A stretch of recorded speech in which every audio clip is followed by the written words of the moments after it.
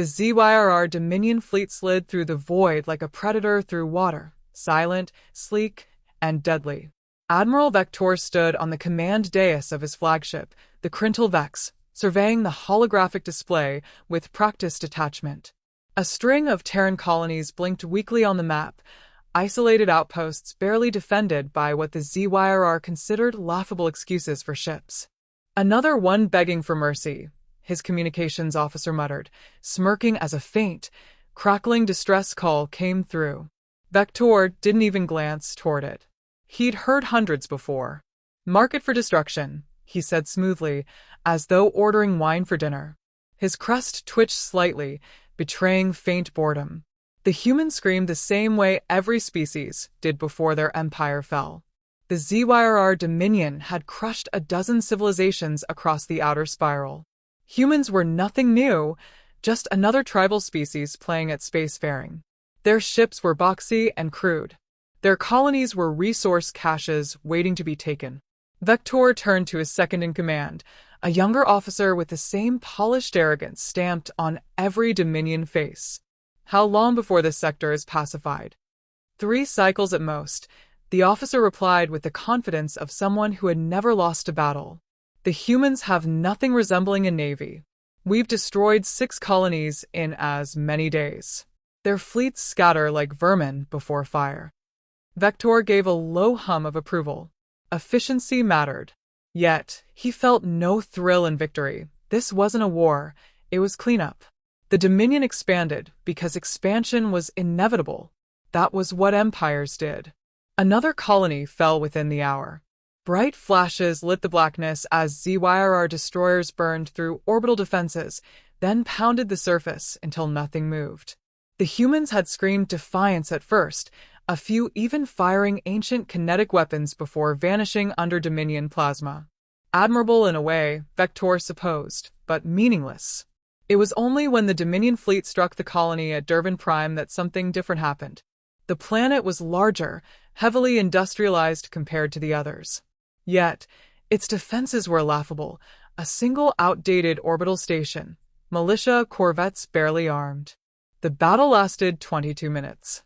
Dominion troops scoured the planet, torching what resisted. Routine. But then a final transmission escaped the chaos. It wasn't panicked. It wasn't even angry. A calm human voice crackled through on wideband frequencies. "This is Durban Prime Command. Acknowledged. Deployment authorized." That was all. No pleas for help. No threats. Just authorization. Vector frowned slightly at the tone. He replayed it twice. There was something unsettling in the calmness, as though the humans weren't the ones losing. The fleet's intelligence chief dismissed it. "A last attempt at defiance, Admiral. Meaningless." Vector nodded slowly, though unease flickered at the edge of his thoughts. He had crushed rebellions before, extinguished uprisings with far fiercer last words. Yet none had sounded like that. "Set course for the Sol system," he ordered finally. "We end this war at its heart." The officer saluted. Orders rippled through the fleet. Engines roared to life, and the stars stretched into lines as the Dominion armada plunged toward humanity's cradle. Along the way, they captured a Terran freighter drifting on the edge of a mining belt. The crew surrendered without a fight. Dominion soldiers herded them into containment, expecting the usual mix of terror and rage. But the human captain, a scarred man with pale eyes, only smiled faintly when questioned. "You came here fast," Vector said from across the interrogation chamber, his voice cold and regal. "Were you fleeing?" The man shook his head. "No. Just getting out of the way." "Of what?" The captain's smile widened slightly. "You'll see." Vector studied him for a long moment. Most prisoners begged or cursed. This one sounded like someone watching a storm roll in, knowing it would sweep the world clean. The Admiral left the chamber dissatisfied. The man revealed nothing further, sitting in silence as though the future belonged to him, not his captors.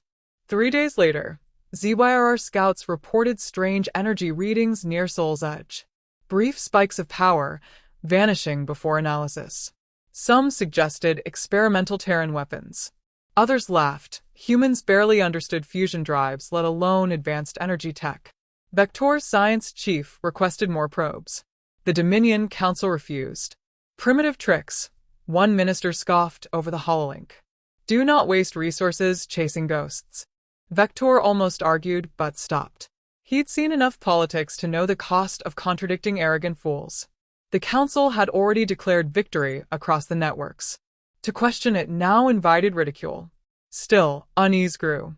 The fleet crossed the final gulf toward Sol. Thousands of ships darkened the stars, engines blazing like falling suns. Earth lay ahead, a blue and white jewel spinning peacefully, unaware its skies would soon burn. On the bridge of the Crintal Vex, Vector watched the planet swell in the view screen. He felt the familiar detachment of conquest settled over him. Another world. Another victory. History written by the Dominion once again. Yet his eyes kept drifting to the silent human prisoner visible on a side monitor. The man sat in his cell, calm, waiting. As though the war wasn't ending but beginning. The thought irritated Vector. Wars ended when the Dominions decreed it. That was how the galaxy worked, wasn't it?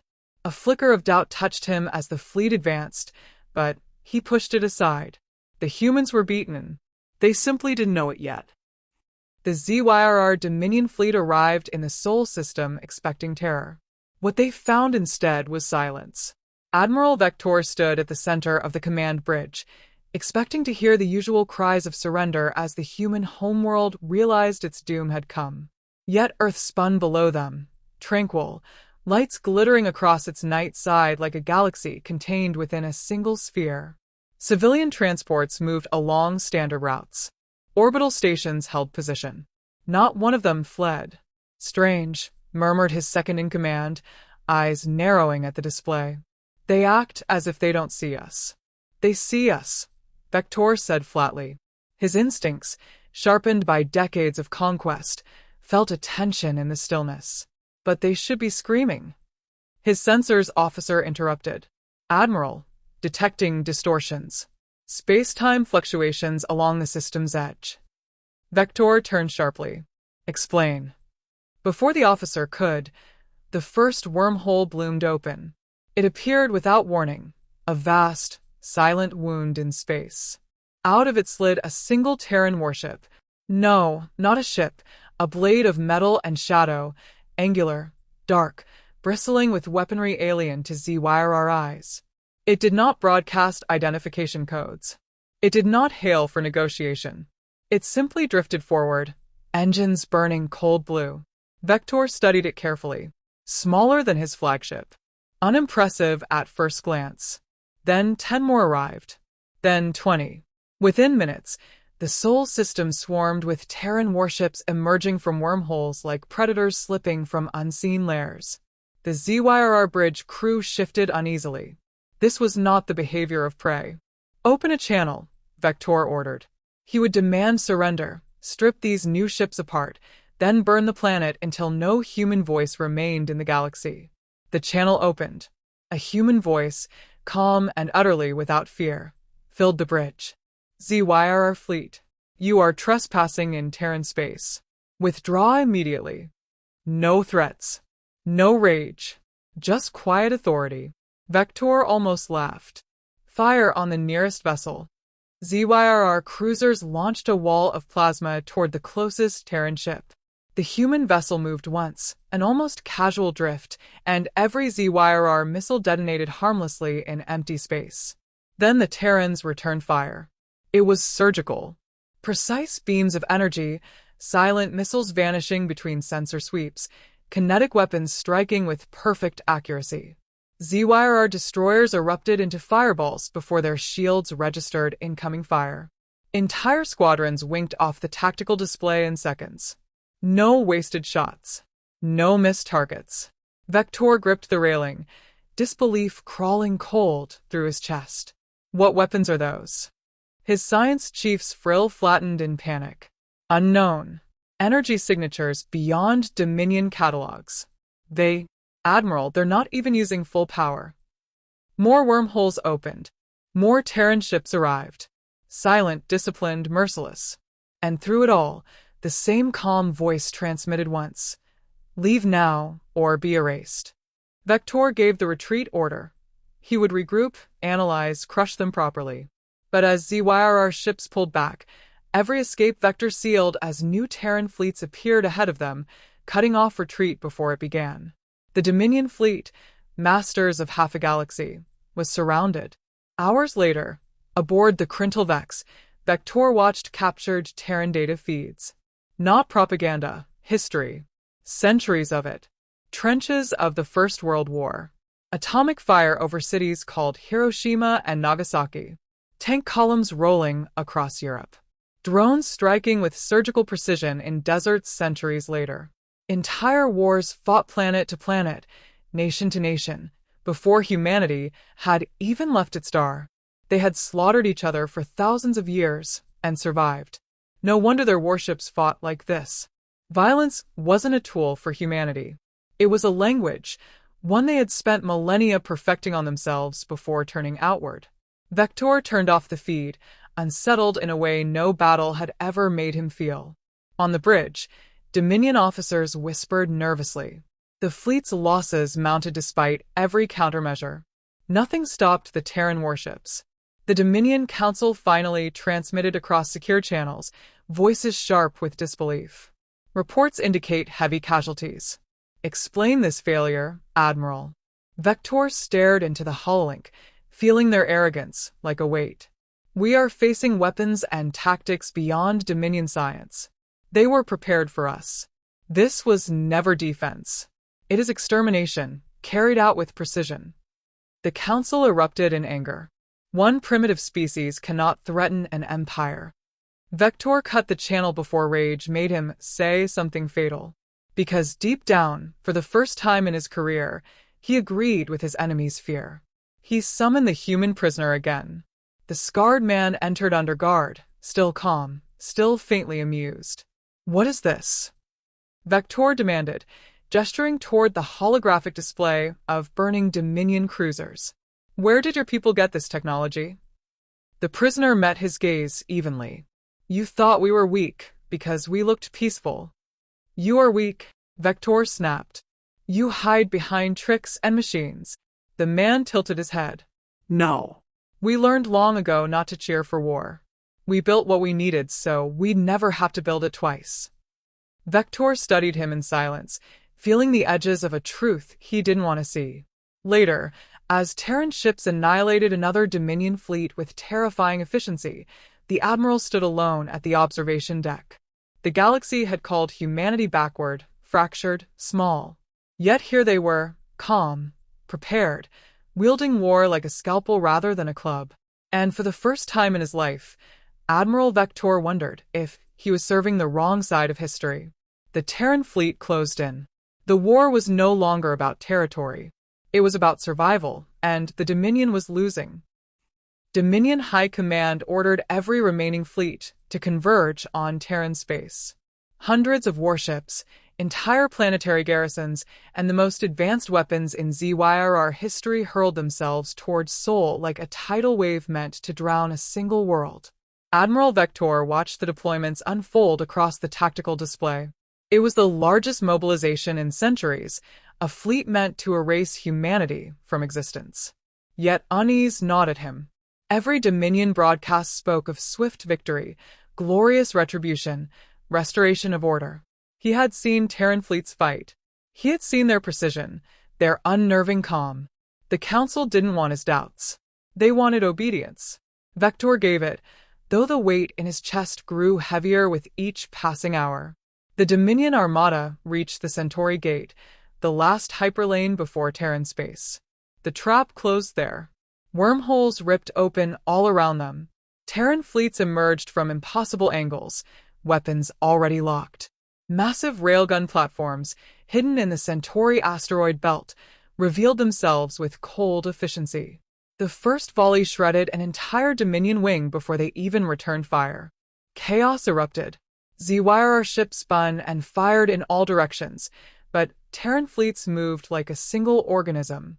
No wasted maneuvers. No hesitation. Vector barked orders, voice cutting through the storm. Form on me.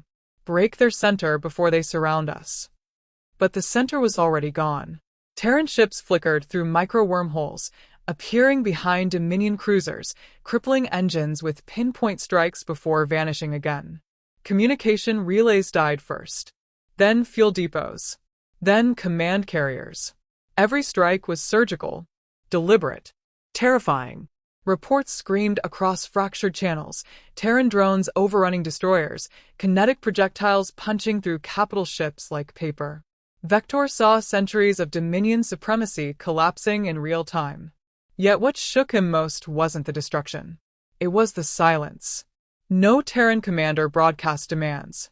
No triumphant declarations filled the void. Humanity dismantled an empire the way one might dismantle a weapon, efficiently, methodically, without emotion. Within hours, half the Dominion fleet burned. A junior officer on Vector's bridge whispered, "Why aren't they chasing survivors?" Because Vector realized they didn't need to. Terran strategy wasn't about victory here or there. It was about making resistance meaningless. Every hyperlane seized. Every supply line severed. The Dominion would starve before it surrendered. He ordered a retreat towards ZYRR Prime itself. That was when the second phase began. Terran fleets bypassed fleeing ships, ignoring them entirely, and struck directly at Dominion infrastructure. Orbital foundries exploded in silent flashes. Communications arrays vanished in storms of kinetic fire. Entire shipyards went dark in minutes. The Dominion's heart bled out before its fleets even reached home. On the third day, Vector received word that Terran forces now held the Orion Gate, the primary hyperlane linking Dominion core worlds. That was impossible. The gate lay weeks of travel beyond current battle lines. Terran wormholes made distance irrelevant. Panic spread through Dominion ranks. Some commanders begged the Council to surrender. Others vowed to fight to the last world. But supply fleets no longer answered calls. Fuel depots burned on half a dozen moons. Civilian sectors rioted as power grids collapsed. The Empire wasn't losing a war. It was disintegrating. Vector returned to his quarters only once during those days. He activated the captured human data archives again. More history, D-Day landings. The Eastern Front. Nuclear submarines gliding beneath oceans. Swarms of autonomous drones striking targets with no pilots aboard. Humanity had spent centuries perfecting the art of total war on itself. And now that knowledge turned outward. Vector wondered if the Dominion had doomed itself the moment it mistook restraint for weakness. On the fourth day, Terran forces reached ZYRR Prime's outer defenses. Massive orbital cannons fired for hours, filling space with blazing light. Terran fleets advanced through it like ghosts, shields shimmering, wormholes blooming behind defensive lines to deliver precision strikes against power cores and command centers. One by one, the great guns fell silent. Dominion leadership transmitted frantic orders, demands, prayers dressed as strategy. Vector no longer answered. He had nothing left to command. The final transmission from the Council cut across every channel, panicked and raw. "Admiral, the enemy demands our surrender." Then static. The capital went dark.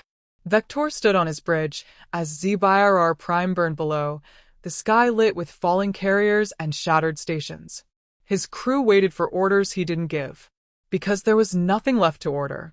Hours later, a single Terran message reached every surviving Dominion vessel. Conflict concluded. Further resistance unnecessary. No celebration. No insults. Just cold finality. Vector stared at the words for a long time. The ZYRR Dominion had ruled half the galaxy for centuries. Its banners flew over thousands of worlds. Its fleets had crushed rebellion after rebellion.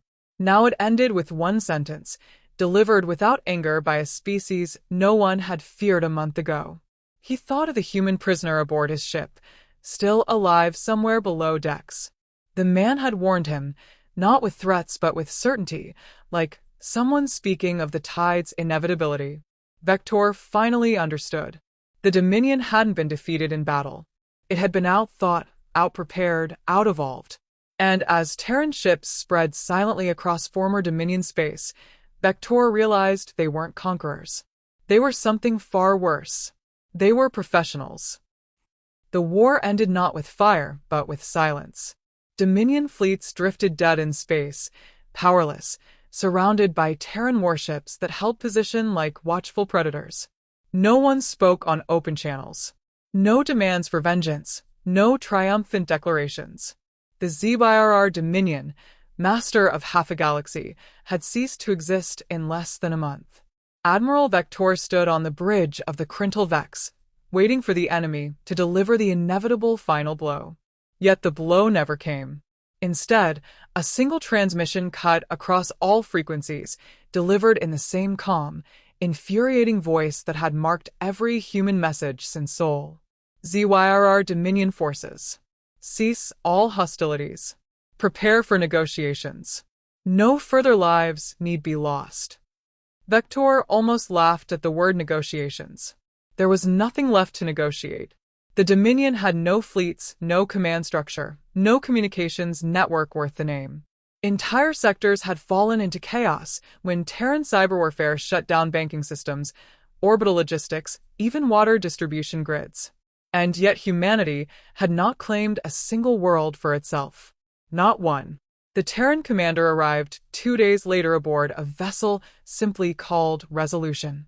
Vector expected someone gloating, perhaps draped in metals, the kind of conqueror history produced when empires fell. Instead, a woman stepped onto his ruined bridge, wearing a simple dark uniform with no insignia except a small silver emblem over her heart, a stylized earth surrounded by stars. Her face was tired, eyes shadowed with the weight of command. "Admiral Vector," she said quietly, "I am Fleet Marshal Adrian Voss. The conflict is over." Vector studied her for a long moment. "You dismantled an empire without mercy. Now you come offering peace." Voss's gaze held his, without flinching. "We offered peace before. Your council chose war. We finished it because we will not fight it twice." Something in her tone carried no hatred, no triumph, just finality, like an executioner who took no pleasure in the work. Vector felt anger stir despite himself. "You expect us to surrender our worlds, our people, our history?" Voss shook her head. "We expect you to survive. What you build after this is your choice. What you command militarily will be limited." The implication was clear. The ZYRR Dominion might continue as a civilization, but never again as a power. The galaxy would not fear ZYRR fleets ever again. He wanted to rage, to accuse, to demand why humanity had hidden such power until now. But watching her eyes, he realized the truth. They had never wanted this war. It had been forced upon them, and humanity had responded with the only language history had taught them: overwhelming force delivered with surgical precision. When he spoke again, his voice carried something it had never carried before. "What happens to me?" Voss regarded him with the same calm humanity had shown through every phase of this nightmare. "You will govern ZYRR Prime under Terran oversight. Your fleets will disarm. Your empire will transition to civilian rule. Resist and we return." It was no threat. It was a promise delivered in the same tone one might use to discuss the weather. For the first time in his career, Admiral Vector lowered his crest in acknowledgement. Pride tasted like ash now. "And the rest of the galaxy? They will not challenge us," Voss said simply. "They watched what happened here. They understand." Vector almost envied her certainty. In the following weeks, Terran fleets spread across former Dominion space, not as conquerors, but as wardens ensuring order. Starvation was prevented. Power grids restored. The same precision used to dismantle the Empire now rebuilt what remained, though always under Terran supervision. Other empires sent cautious envoys, offering treaties before demands. Humanity accepted them all with polite indifference. Vector walked the streets of ZYRR Prime's capital months later, free but no longer powerful. Terran soldiers moved among civilians, quiet, disciplined, never hostile. The old banners of the Dominion had been lowered, yet no new ones replaced them. Humanity claimed no throne. It simply watched. He met Fleet Marshal Voss again during one of the transition councils. "Why leave us alive?" he asked her quietly. "Why not erase the Dominion completely? You had the power." Voss studied the skyline where reconstruction drones floated among shattered towers. "Because extinction is messy. It breeds martyrs. Fear lingers for generations. We don't need fear. We need stability. And after stability?" She paused before answering. "Then we look outward. This galaxy isn't as empty as everyone thinks." Something in her tone made the spines along his neck stiffen. Later, Vector accessed the restricted archives humanity had shared with Provisional Dominion leaders. Star maps. Energy readings far beyond the rim. Strange signals predating both ZYRR and Terran civilizations. Humanity had ended one war only to prepare for another, one not against empires, but perhaps against something far older, far greater. He remembered the human prisoner he'd interrogated before the fall, the man who smiled through every threat and said, "You woke it up." Now he understood. Humanity had not become a war machine because of the ZYRR Dominion. It had always been one, sleeping, hiding its teeth behind diplomacy and trade, never needing to bear them until someone pushed too far. And the ZYRR Dominion, in its arrogance, had been the push. Vector stood on a balcony overlooking ZYRR Prime as Terran fleets departed one by one, leaving order where chaos had ruled. Children pointed at the ships with curiosity, not fear. Civilians spoke of the war, like a storm already passing into memory. But Vector felt none of their relief. Because deep down, he knew humanity had not won for power or glory. It had won because war was a thing it understood better than any species in the galaxy. And now it was awake. Fleet Marshal Voss approached him once more before boarding her shuttle. "What will you do with the galaxy now?" he asked her. She considered the question, then answered with the same calm finality that had ended an empire. "We'll prepare it, because one day, something will come that doesn't underestimate us." Vector watched her leave, the weight of her words sinking like a blade into the future. Humanity had shattered the Dominion without hatred, without vengeance, only purpose. And purpose, he realized, was far more terrifying than conquest.